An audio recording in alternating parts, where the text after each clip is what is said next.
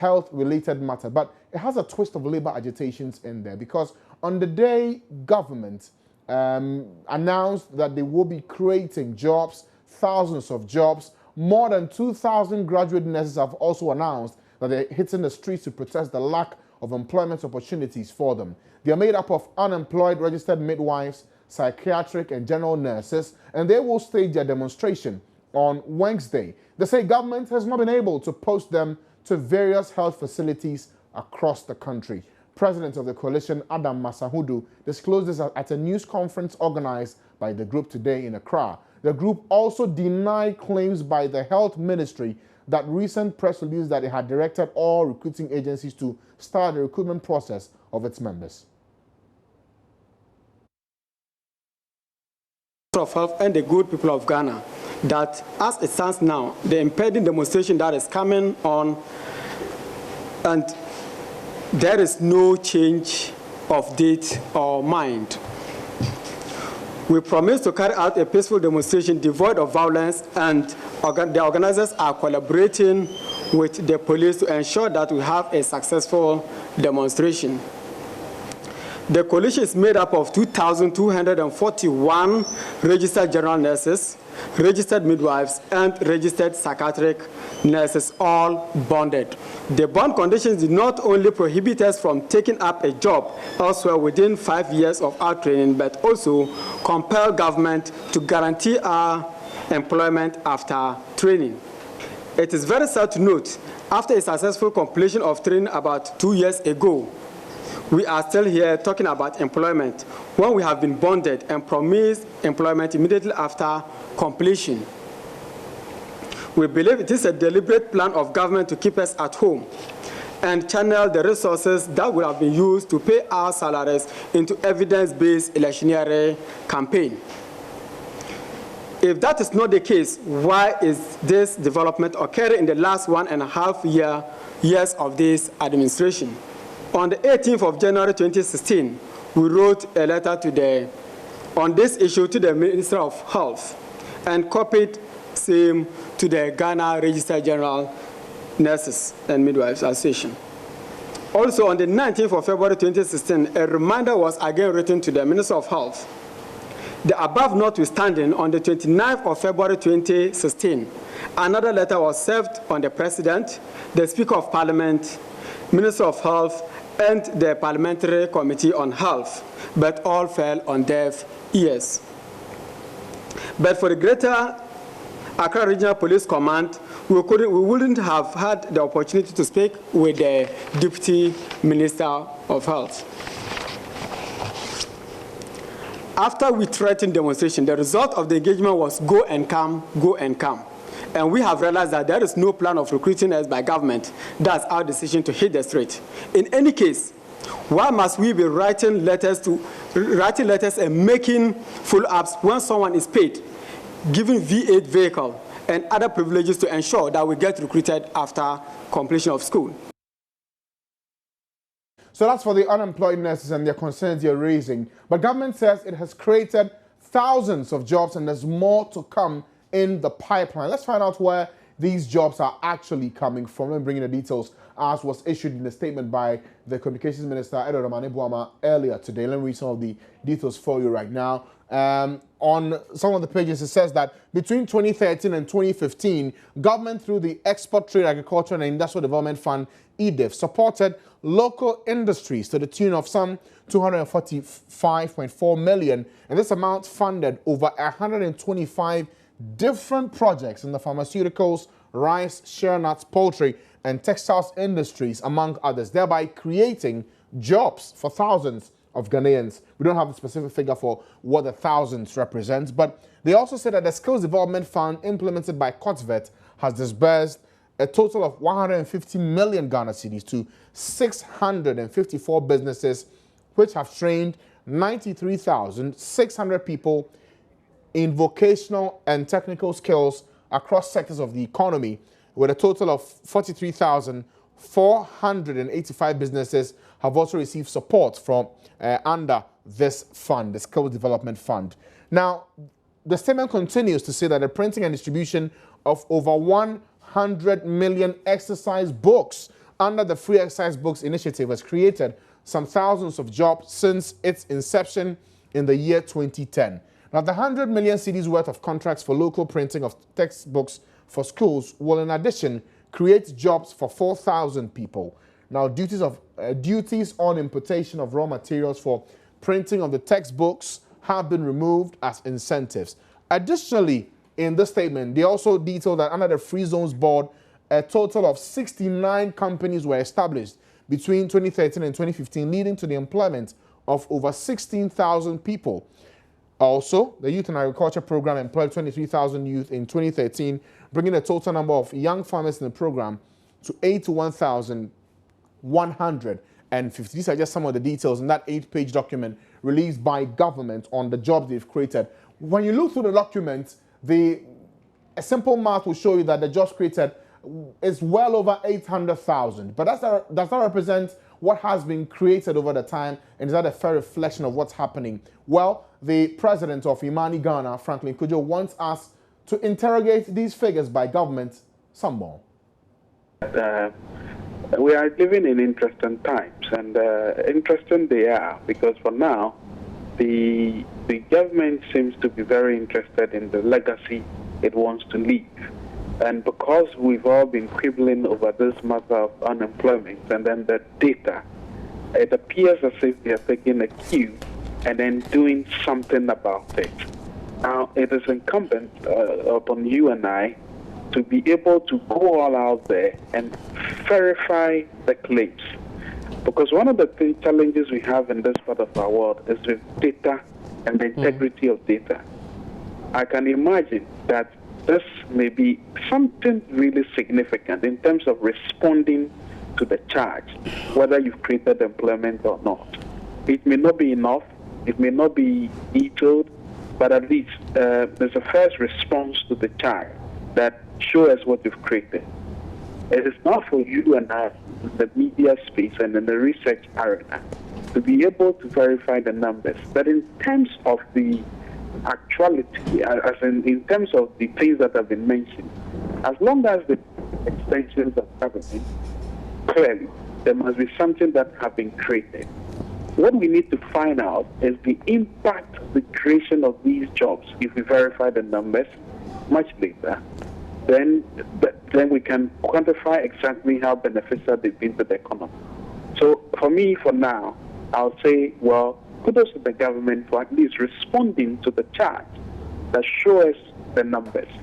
But you and I now have to do the didactic work of finding out the extent of the claims, and indeed the veracity otherwise, and also the impact of the claims. So what I'm saying is that, well, for now, yes, it's just been thrown out there. I mean, it wouldn't, I'm sure. So that's the president of Imani Ghana, Franklin Kujo, sharing his thoughts with us earlier today on News Desk. Well, let's start here from the studio in terms of interrogating this issue of unemployment in the country today. Let's speak to the president of the coalition for the unemployed nurses, Adam Masahudu. You saw him earlier addressing that news conference. Good afternoon to you, sir. Good afternoon. I can see you're without the red armband you had earlier this morning. Yes. Is it that everything is over, or you're just toning down for over. now? Okay. I just want to take care for now. No problem. We'll deal with the issues that you're raising, but we're also joined on the line by a labor expert, Mr. Davaos, joining us. Good afternoon to you, sir. Good afternoon. How are you doing? I'm fine. I will get to you shortly on what these issues that are coming up today with youth unemployment means for the bigger picture and the economy and what we need to do to resolve it. But let's start with you, Mr. Adams Masahudu. We know that you are bonded unemployed nurses. That means that you cannot go out of your way to go look for a job even after your national service. What was the assurance given to you by government exactly? Refresh our memory. Yes, looking at the bond terms, immediately you complete school, government is supposed to recruit you to serve 5-year term for the bond, meaning that within that period, you will not be able to take opportunity elsewhere when opportunity are available. And so we are bonded and we will not be able to move out of the distance. So it also is also incumbent upon government to ensure that immediately we are out of school, we should be given that opportunity. And as at now, since August 2015 up to now, that has not come to realization. So between that time, August, and now, that's some about 6 to 8 months now. 9 months, 8-9 months. How are your members coping without jobs? That is what we are now fumbling with, and we realize that the money that or the resource that we use to train us back at school belongs to the taxpayer, and it's right. That's in that spirit that we have come out to ensure that the taxpayer attention is drawn to our plight, so that if there's anything government could do immediately without any further delay, we'll be much grateful. Okay, so I remember this issue has come up before. There was an assurance that some recruiting was supposed to be done. Forms were sent to certain areas for you to go and access so that this process is over and done with. How come we're back talking about the same issue today? Yes, the process is what we don't have confidence in. Because looking at... Are you saying that the process is there and you don't trust it, or it's not available at all? The release that was given is what we don't have confidence in. The procedure is that the Minister of Health will write to the Nurse and Midwifery Council. They have our data. Then they will furnish them with the bonded nurses, that's their data. Based on that, they will send that to the Finance Ministry, go for clearance, and when the clearance is ready, then they will then distribute them onto the to the various agencies. That's CHAC, the training institutions, and the Ghana Health Service. Then where your name appears, you get there, buy the form, and you are recruited. We haven't informed anything about clearance. Then all that we are told is that we should go for forms. That is unfortunate. Okay, but again, when you last raised your issues and you wanted government intervention, you went directly to the Health Ministry, didn't you? Yes. So if the same people in the Labour Ministry are saying this is the process, why not even test it? Let it go wrong. Then you can come back and say, we told you so, rather than saying that you don't have confidence in it. A week ago, the release was released. Up to now, the forms are not available. So what are we talking about? The release was given, and even prior to that, the time the release was given, we made follow-ups. And when we went to the agencies, they haven't even seen the release. I see. So we believe that it was part of PR mechanism. So you think this is not true? We are not saying it's not true, but we cannot see what they are doing as of now. All right. We want to see that this is the clearance. If anything at all, we are ready to negotiate with them. If provided they will give us a roadmap, documented and signed, we'll go by them. But anything sort of that, we will not be able to comply. Mr. Masahudu, hold on for me for just a minute. We've been joined now in this discussion by the Deputy Communications Minister, Ato Sapon. Good afternoon to you, sir. Good afternoon, sir. How are you? Well, I'm fine. Well, the coalition of unemployed nurses, bonded unemployed nurses, today say that you promised them jobs after finishing school in 2014. They are done with their service. How come they don't have their jobs today? Thank you very much for your question. Let me say that the coalition of unemployed nurses, did I get the name right? Yes, please. Okay. Have been in engagement with the Ministry of Health for some time now. I know about that. I also know that the Ministry of Health, my colleague minister, has already informed the group that we've been given clearance by the Ministry of Finance to get them engaged.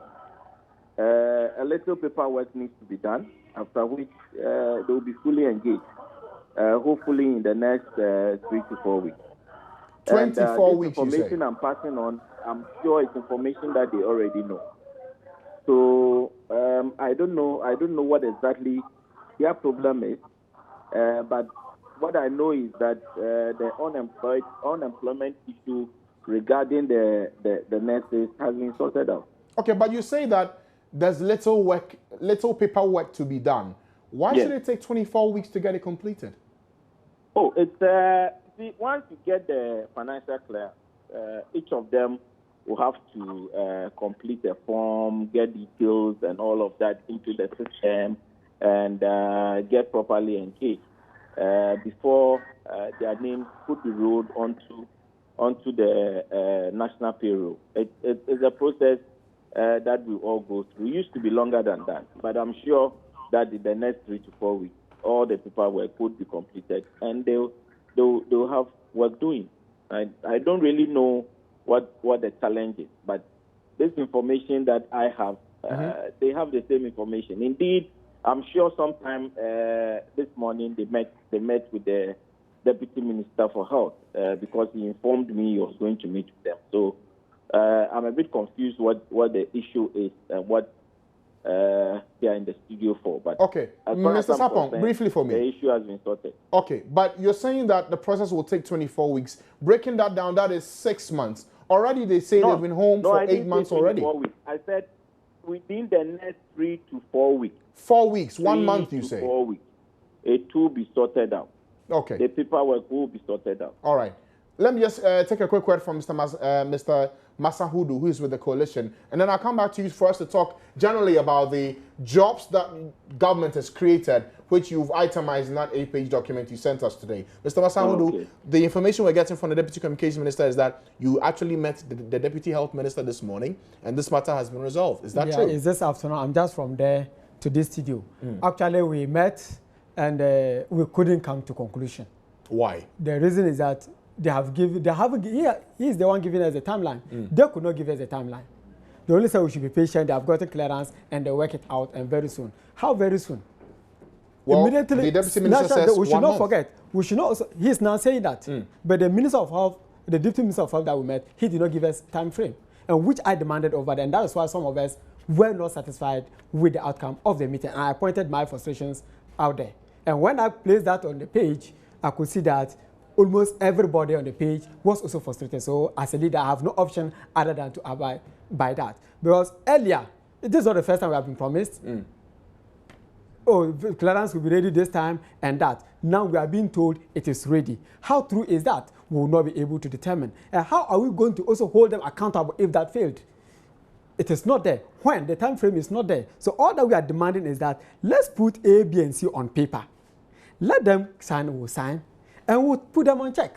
If it is 1 year, and I believe that, yes, it's 1 year, and I prepare myself psychologically, that is enough. But if you say it's 2 weeks, or is from the Deputy Minister of Information, that I'm even hearing this, from the Minister of Deputy Minister of Health, this information was not revealed in relation to the time meeting that you had this afternoon. Yes, the time frame, we almost, myself and my other colleagues, insisted on that, and which he said, if that is what I'm demanding, then I cannot get that. So, if you don't get what you want within the 1 month that we've heard from Mr. Sapong, what happens?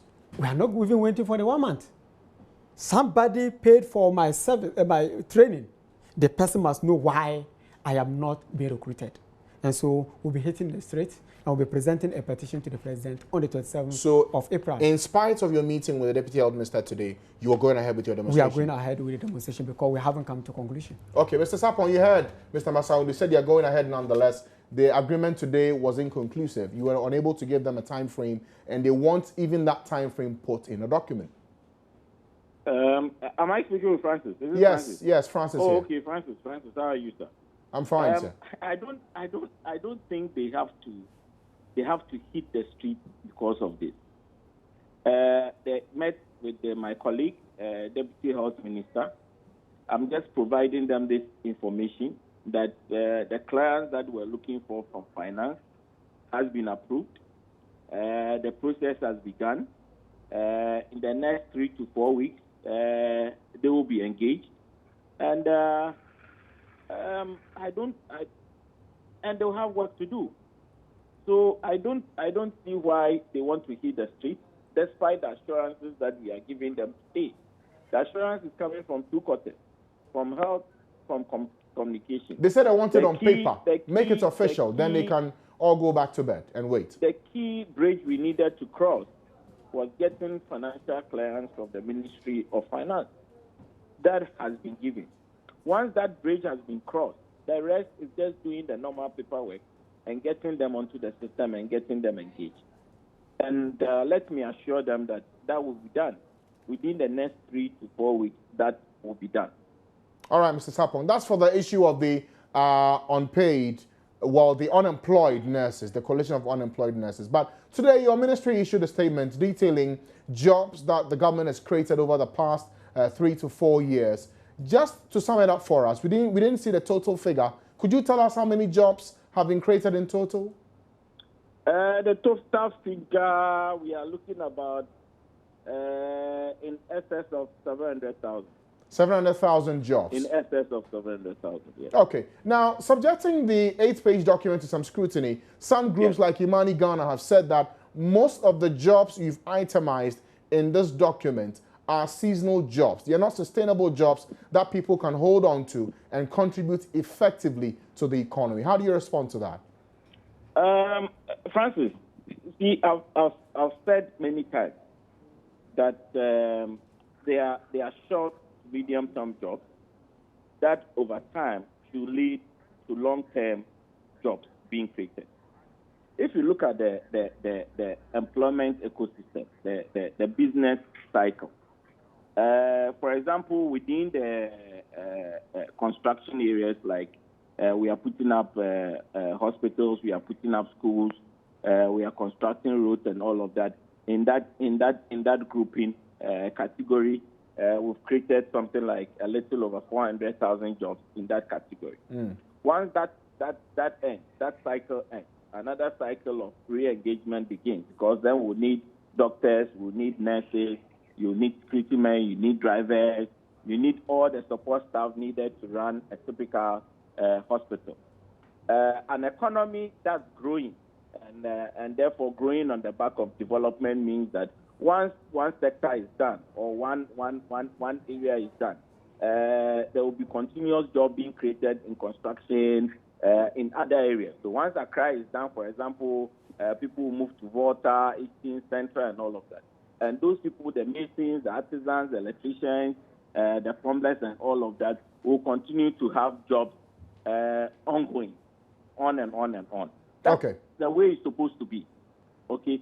So if you take just one cycle and say that after creating this, after building the school, what next? Does it mean that the masons and the electricians and the plumbers will not have any more work to do? No, they will have work to do, because if the economy is booming, the economy is going well as expected, there will be development in the system, and there will be construction, and there will be plumbers, there will be electricians, there will be carpenters needed all the time, because the economic system is a cycle. It goes but again, on and on. I get you, Mr. Sapong, but you mentioned that a little over 700,000 jobs have been created. Within what period, sir? From 2013, we are looking at this from 2013 to date. Okay. Now, juxtapose that against the unemployed graduates who say that well over 200,000 or 270,000 graduates are still unable to get jobs in the economy today. Does that mean that for those who are coming out of school, there is no chance for them to get jobs in this economy? Oh, there will be, because in a typical economy, what you see happening is, for example, is that there will be exits and there will be entry. So as people are exiting the traditional job system, people will be entering the traditional job. It's as that. It's as simple as that. There will also be others who will be going into creating their own business, entrepreneurs. There will be others who will be going into partnerships. There will be JVs being created. That is how economies advance. Okay, so anytime the objective is that those who are coming out of school ideally should be replacing those who are exiting in whatever area. So there are people exiting within the academic cycle. There are people exiting within the medical area and all of that. And but again, Mr. Sapo, you know that for those who exit the system, if you look at the numbers that leave year on year, is nothing compared to those who come out of school every single year. If you have over 200,000 graduates every single year looking for jobs, you clearly don't have 200,000 people leaving the system every single year, sir. That is why, you see, Francis, ideally, in an ideal environment, government's primary responsibility must not be in creating direct jobs. Government primary responsibility will be in creating the right environment, the enabling environment, the right policy, the right regulation, the right framework for the economy, for people to flourish, and for businesses to grow. creating employment comes in one of three ways. Either government interventions that is creating jobs, private sector-led initiatives, and of course, foreign direct investment into a country that propels growth in job creation. That's how this happens everywhere across the world. In our system, unfortunately, we've had some challenges in the last couple of years. And for us to be able to turn around and create the right environment for the country to grow, government will have to engage in direct interventions, which lead to the employment of talent and skills directly. That is what we are putting out there. And that happens within the short to medium term, trying to fix an economy and get the fundamentals right. Okay. That is what we are doing now. Mr. Sapong, I wanted to hold the line briefly for me. Let's speak to Mr. Kofi Davaos. He's a labor expert, also monitoring this issue of youth unemployment, and does some research into that area. Mr. Davaos, good afternoon to you. Good afternoon. You've heard the minister. You've also heard from the president of the Coalition of Unemployed Nurses. Is this youth unemployment challenge as big as we see it, or as government says, enough has been created and enabling environment has been created to see people get jobs? Thank you very much. In the first place, I'm very happy that unemployment is gradually becoming a key economic performance indicator. And that's the direction we must go. But I'm so disappointed in this discussion because, you see, there are institutions of states that should be feeding us with this kind of information. How many jobs have been created within a particular period? The Labor Department have been established to do that. Why are we having the politicians talking about jobs that have been created? What do you expect them to say? As I listened to the minister saying 700,000 jobs have been created, I was wondering where the figures were coming from and whether they were empirical, scientific. You know, there's no doubt about the fact that jobs have been created.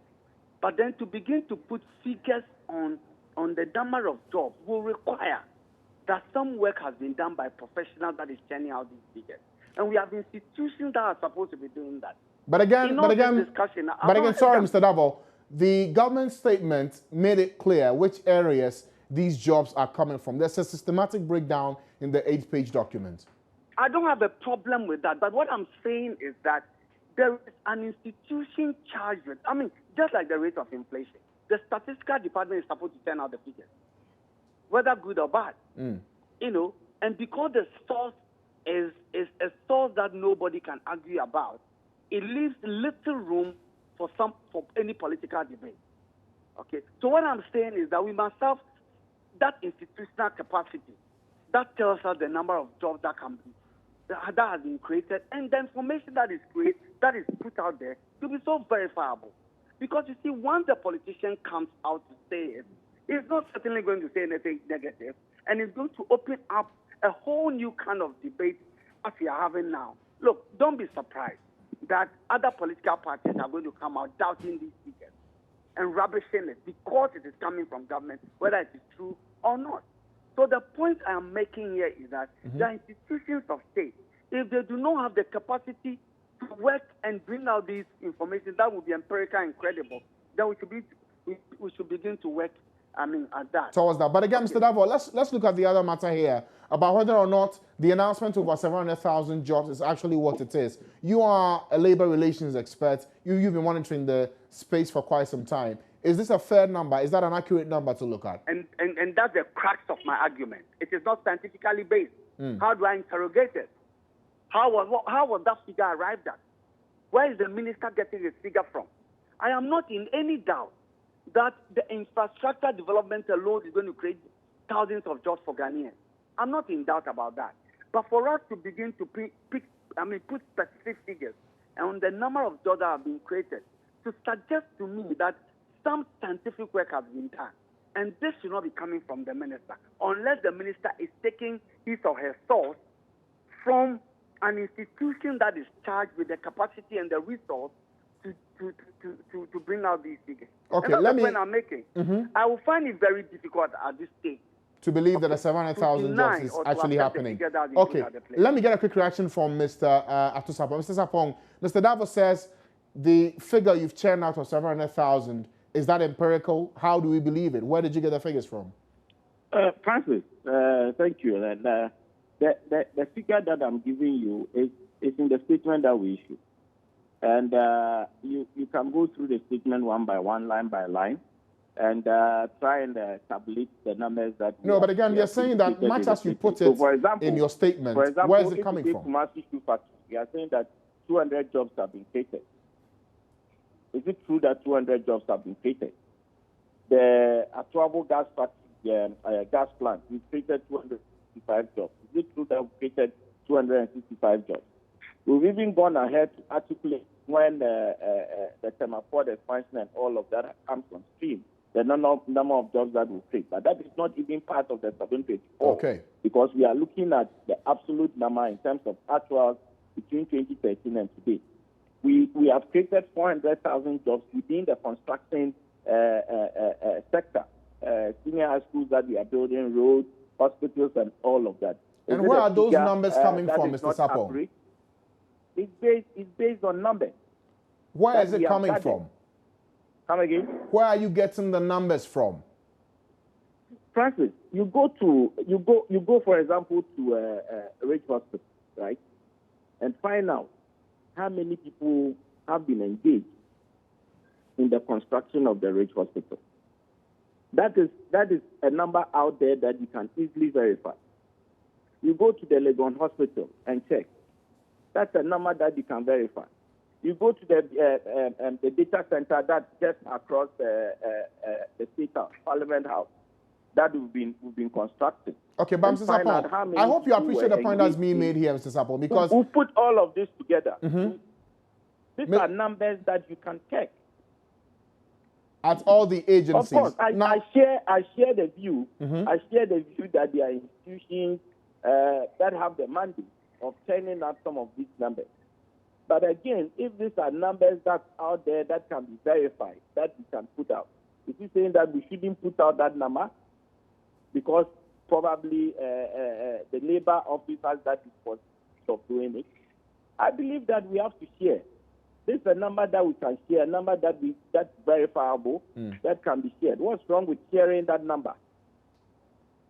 All right. I'm sure the point is made, but thank you, Mr. Sapong, for joining us. Mr. Davaos is also a labor relations expert. Mr. Davaos, I'll give you the final word on this discussion as we wrap up. Hello? Mr. Davaos, I'm saying that you've heard from the minister. He says for them, they have to put out the numbers. Is that, and quickly, is that, look, when you go to the U.S., it's just the Department of Labor and not the Secretary of Labor that churns out these numbers. I'm saying that they have the capacity, they have the professionals to give us figures that rises above partisan politics, and that's where we must get to. Okay. These are figures that the Department of Labor in Ghana should be defending. And once they churn it out, I'm in the position to accept it. But I'm saying coming for a politician, it may be true, but I'll take it with a pinch of salt. All right. Mr. Davaos, thank you so much for joining us. Kofi Davaos is a labor relations expert, sharing his thoughts with us on the statement by government that over 700,000 jobs have been created. Well, Mr. Davaos says that that figure should not be coming from government, but from a body that's been mandated by the state to churn out those figures. But thank you so much, Mr. Masaudu, for joining us here for the discussion on the labor-related issues. He's the president of the Coalition of Unemployed Bonded Nurses. At this point, we'll go for our first break here on the show, but there's a lot more to expect. The Inspector General of Police is actually in the Upper West region. We'll tell you what he's been up to. And also, that raging debate on that circular by the Catholic Church in Cape Coast asking for a certain dress code to be adhered to. We'll hear from some ladies in town and what they make of this directive. Stay with us here on The Pulse.